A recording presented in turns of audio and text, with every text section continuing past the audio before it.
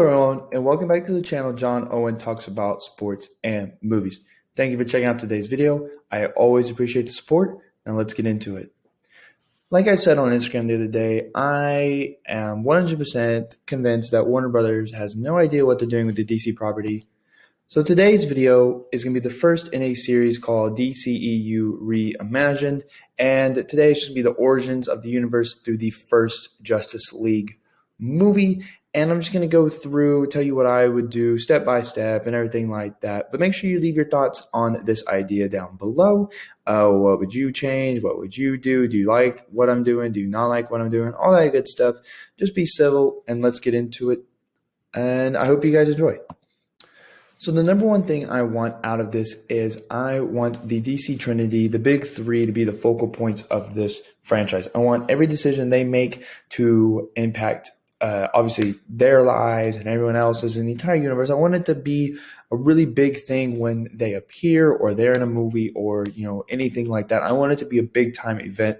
And I'm going to keep Henry Cavill as Superman. I'm going to keep Gal Gadot as Wonder Woman. I am going to go with John Hamm as Batman. I don't dislike Batfleck per se, but I think that his interpretation and his run as a character has been very mixed. And I think just for this purpose, it would be better just to mix it up and to go with something different. As far as the core Justice League, I'm going to go Superman, Batman, Wonder Woman, Flash, Cyborg, and Aquaman. I already talked about why I'm switching Ben Affleck to John Hamm. But as far as the Flash, Ezra Miller to me is just not Barry Allen. He doesn't really look like Barry Allen, feel like Barry Allen, anything like that. So I'm going to go with Lucas Till. It's a fairly popular fan cast, but I'm going to just go with him for this purpose. Okay, so the first movie is called Batman Nightmare. No, there's no Nightmare Zack Snyder scenes in this one. It's just because they're Scarecrow and everything like that.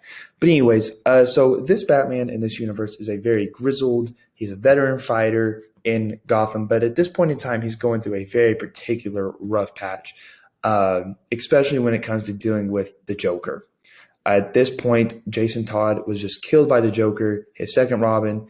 The Joker had shot Barbara Gordon in the spine, so she's paralyzed, and Dick Grayson has already left the mantle of Robin and has become Nightwing, so he kind of left Bruce to be on his lonesome. So this movie starts out with, this movie really gets going whenever the Batman actually catches the Joker trying to blow up a hospital or whatever Joker scheme you want to put in there. That's just the one I'm going with. And he gets him and he stops him and everything like that. And he almost beats him to death. And when he's going to throw the last punch that would have killed him, he pulls back. He's ashamed. He knows he's in this really dark place. So he disappears for 3 months. And so Gotham is overrun. Scarecrow and Bane have moved in and everything like that, among other villains. But during this time period, a very curious young man by the name of Tim Drake, who has been a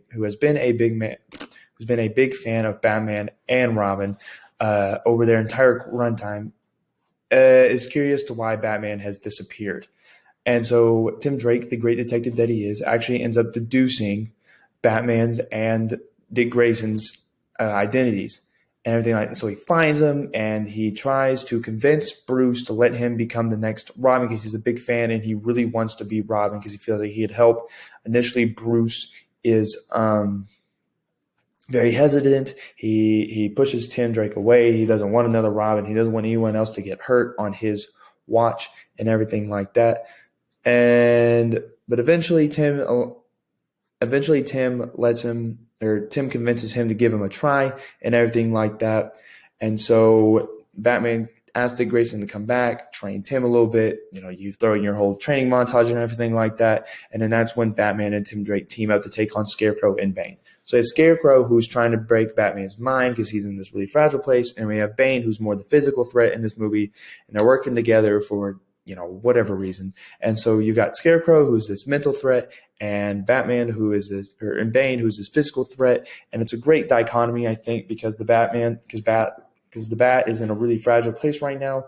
And anyways, they get together and everything like that. Tim Drake and Batman eventually stops Scarecrow and Bane and save the city, all that good stuff. And Bruce learns to trust Tim Drake, and that just because someone is under his tutelage does not mean that he's going to get hurt and all that good stuff. And Tim puts Batman back in a better place. So next we got Man of Steel and Wonder Woman. I would not really change Man of Steel at all.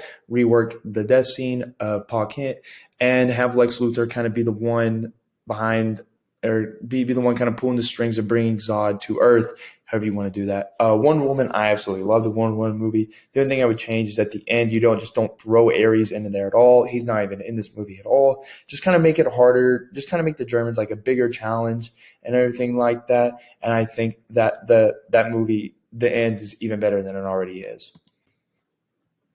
Aquaman, I wouldn't change anything about the Aquaman movie, just keep it the same.